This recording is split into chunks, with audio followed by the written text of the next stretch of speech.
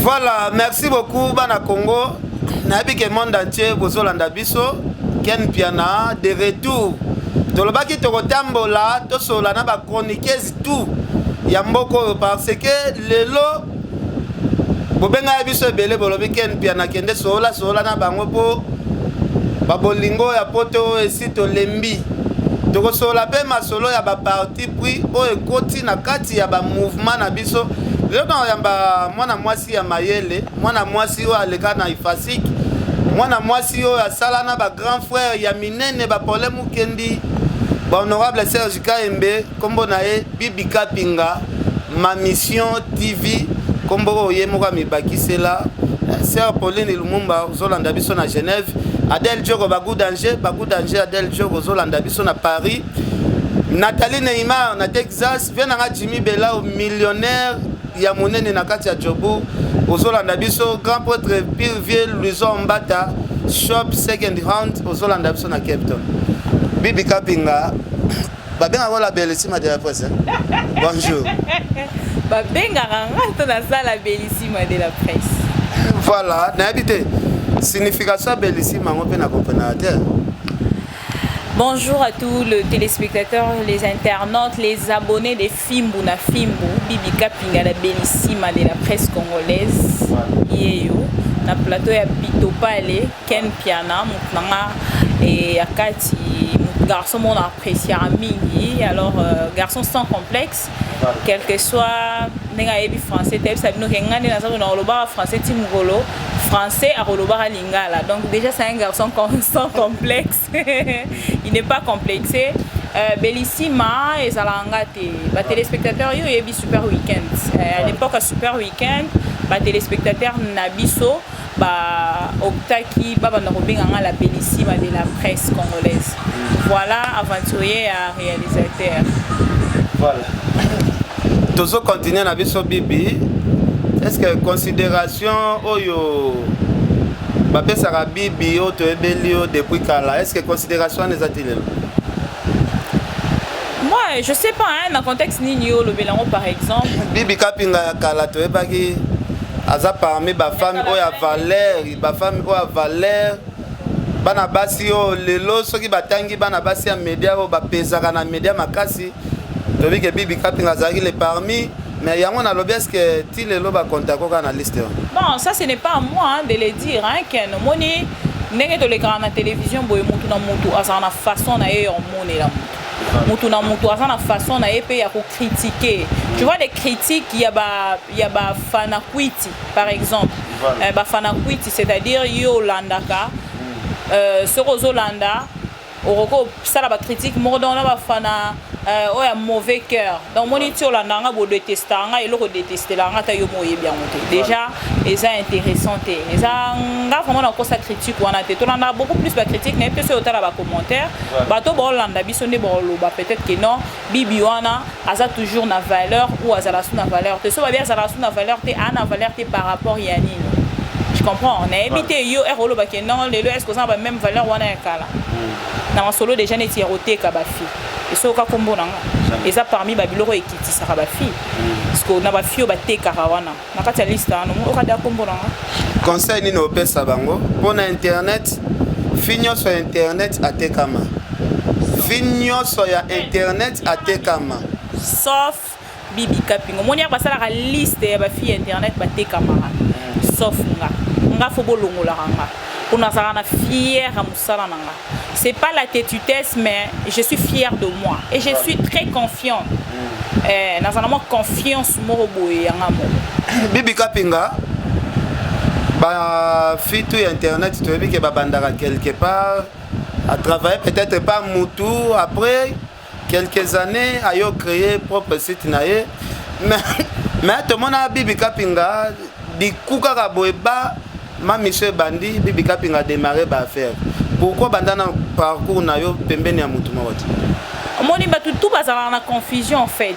Moi, tellement na banda na kata ma mission TV, tout ba yeba que ma mission TV za yanga.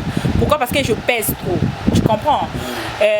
Bato nyonso balanda rapé o ba yebinga, ba yebi ke Bibi Kapinga moto pamba mais ya pamba te. Donc c'est-à-dire que na mibimi ça na s'afficha mais si tu en es za yanga. Non, si tu za yote mais tu yebi ke kobota ma site na kobima pe ya Bibi Kapinga na masolo ya internet.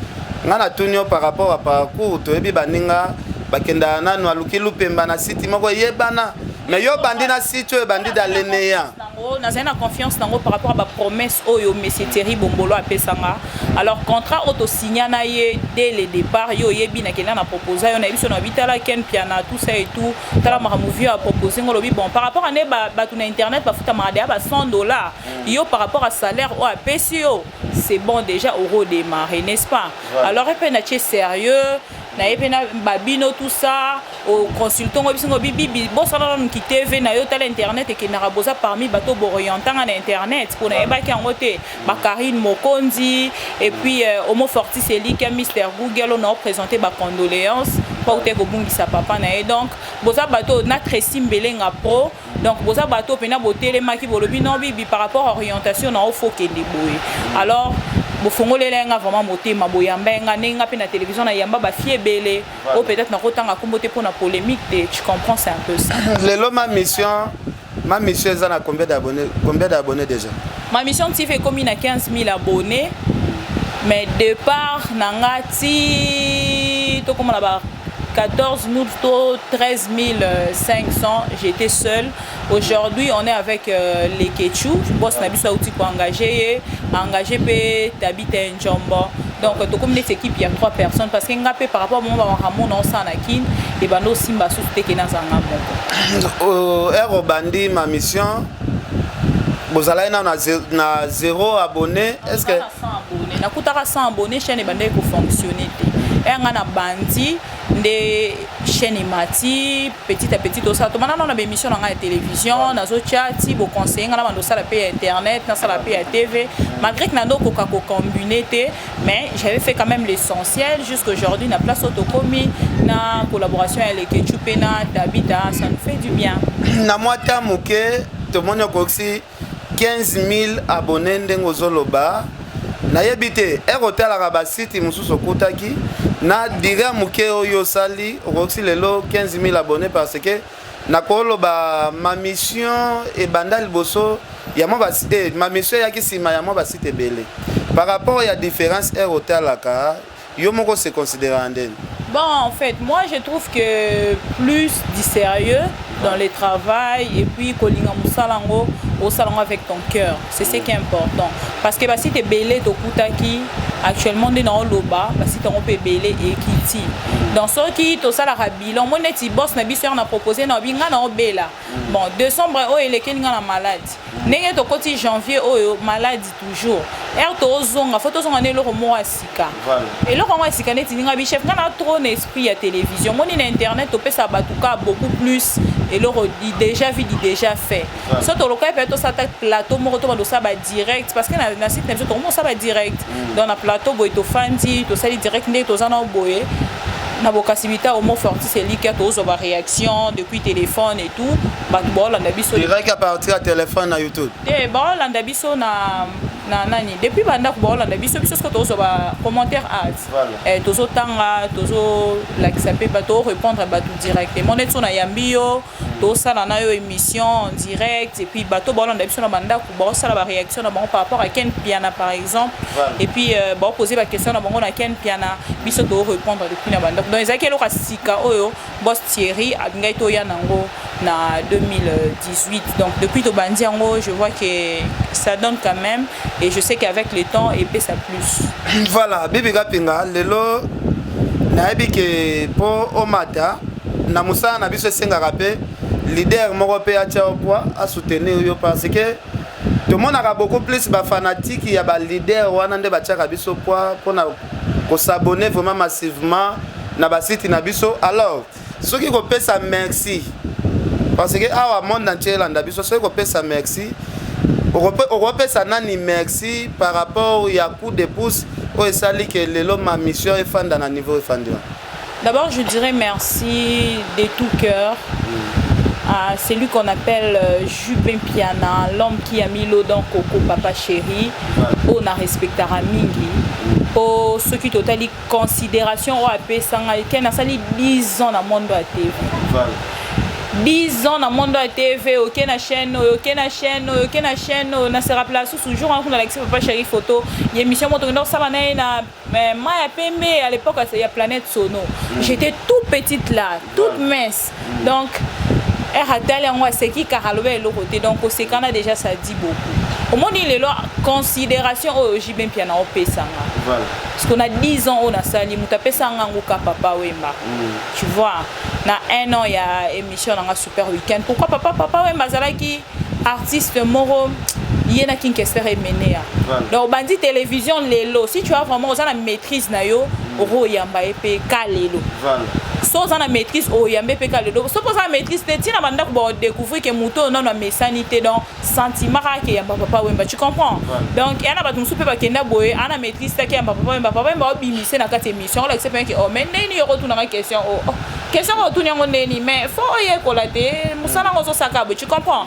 Mais après si opportunité quand même banda ko balanda yo cette émission vraiment Papa Chéri non le banika merci beaucoup. Et tout changa makasi so d'avant dire mobo dans ça la permet la leader héros c'est quoi Bibi Bibi les le so vendre ngai ken piana héros ni na permet la fali pour voilà merci Bibi tu continuer na bi que Coco Arafat veut lui zombata mais Bibi Kapinga on a ebelaki na TV bien teken Jibin Piana non c'est un homme de cœur. Voilà. L'homme du cœur. Choix JB ou taki wapi? Choix JBT. Moni Papa Chéri, as artiste et musicien moro ba te belé, ba bana ko ignorer, ba comme ko ça tu ko ignorer, to ko oublier, ba pouvoir na ba œuvre o yaza na ngoto o yasala. Moni ngas ko na la reconnaissance wana ya ba œuvre na son avant yo ebe mission na cocktail acoustique. Et ba ça la ba interprétation. Ce que peut-être na plateau na to ça la interprétation ba ndé muneti 10. Au moins na 5 ke ya JB Piana. Pour comprendre, et ben donc il y a des gens de ce artiste moi quand on a journaliste belé ba s'éloigner nga Bibi Kapinga na ya na s'impose tu comprends na senga rambonguti au transport oni na waka ke JB Piana le robeta na maluku nga na kei na ba matériel voilà JB Piana le robeta na mbudi nga na kei na ba matériel pourquoi propulser oh eza ba œuvre oh OK pe ça soit que betine c'est pas place en ndengwa ça comme sur place mo eza négligé mais il y a connaissance hyper makambo salela OK. Reconnaissance, il y a Marcel Aranetti. Non, reconnaissance dans le sens que la valeur au YP a ça pas. Voilà, déjà la valeur au YP sangé c'est belé, après ça considération moro. Donc n'invite soit après sango quand on a tout na ba maman nyonso. Est-ce que Bibi aux orateurs robenga ba leader nyonso, est-ce que ba leader nyonso va sur la non bien par rapport ya ndenge to ebela Bibi Kapinga na moni changement makasi na télévision akini ozalaka net petite sœur propre ya net ya Kofi ndo ozalaka yamba mingi mais na monde internet maintenant ce que on s'est trompé depuis na botama non na yamba été yamba na Kofi te depuis na botama non na yamba été ceux qui n'a participé na point de presse à ça là il y a presse porte ouverte pour la presse so peno lobi ke na yamba e mingi te bongo ya to kaka vert basi mususu balobaka non via regrettera bi oza ingrat na makambo ebela salela peut-être vous allez reconnaissante non mo pas moi ba porte ebela fungwela reconnaissance ken oza héros yo kombo nini otangelanga ah pour na respect à JB Piana s'il te plaît oko kenanga banzelo lingo memanga non eza histoire eza nango kaka masolo toyokaka histoire nanga oko kendisanga na terrain moko boye wana te au moins te que to 4 émissions pour le respect de papa chéri s'il te plaît retire ta question. Merci Bibi tozokende. Alors Bibi kapinga balobi soko ye na mboka mo batu ba marcher na gauche yo pe faut marcher na même likolo batu ba marcher. Internet esengaka moi ba base moi makambo belé. Est-ce que quelque part Bibi toyebi ke oza mutu ya ba droitier?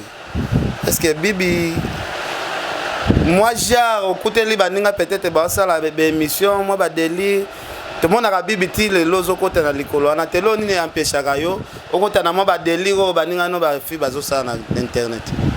Délire net ndenge nini parce que déjà de façon on va dire na Karine ton na salle na Karine émission na salle na yo émission balobana déjà qui na mi je suis descendu trop bas parce que délire ezaneti onini en fait délire oyozo le bezaneti ndeni kolongola bila na ti ba télé réalité ba monio na salle ya sport ozo toré ba monio il y a ça la sport bozongo kalaté pour ba uto ebisanga ke na komi mwa libumu makasi na komi munene makasi donc kalaté bozongo na kati ya nani bozona bango wana bozongo Bibi kapinga télé réalité wana bozongo mais ba délire net ya contexte oyozo lingo lobela nde na comité donc ce qu'on a ça mingi na respect ya ba to balandango balinganga so no bi na ce qui serait peut-être que ils ont un tableau mo bo na rôle la kisayo que tala muto na muto batala anga tellement to ba bato batala biso te to pe place to ko mi bongise la vie te koleka peut-être ndenge to kanisa ha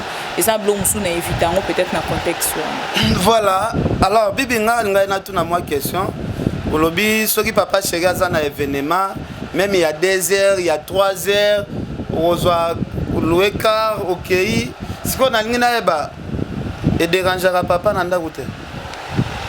Bon, je sais pas trop. Le travail, c'est le travail. Voilà. Alors, on a un engagement peut-être. Ceux qui moussala na yo et zoko, ceux qui moussala en fait, au moins les relations yo sur la babenga koyoka na isa attentement na bino. Moni conversation wana ya kati ya ndako. So bo sali yango déjà yo yebi ke mobile nanga bima 7h ti 16h.